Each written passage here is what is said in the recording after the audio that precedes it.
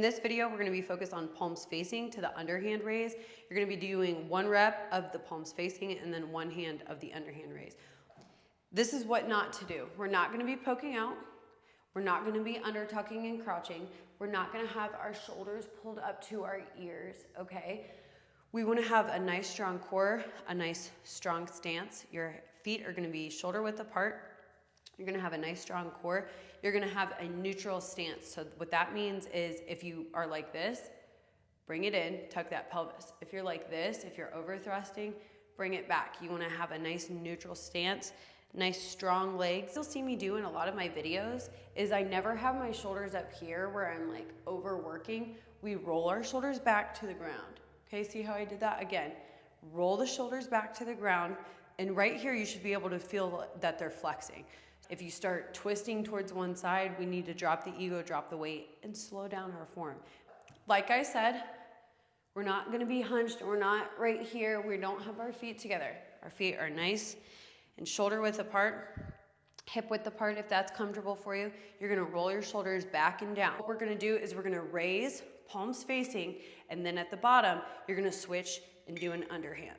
Again, so palms facing, raising together, shoulders are away from the ears, rolled back towards the ground.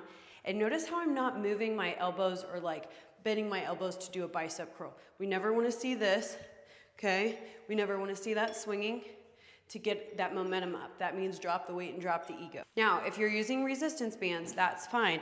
But we always wanna make sure that we have enough resistance on the way up and on the way down. I think a lot of people get confused is that on the way down, they're not feeling any resistance. They're only feeling it on the way up. So if that's your issue, then you need to try it with dumbbells, or you need to really slow down and make that mind-muscle connection.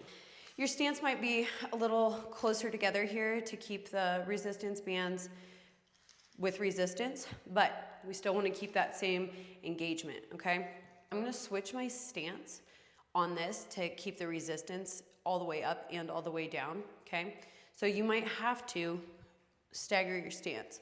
Roll those shoulders back and drop them. We're gonna engage that core like somebody's about to punch us or like we're about to blow out a candle. What we're gonna do here is we're gonna raise up together, see? We get to the bottom, okay? And then underhand row up. You don't wanna be going too high.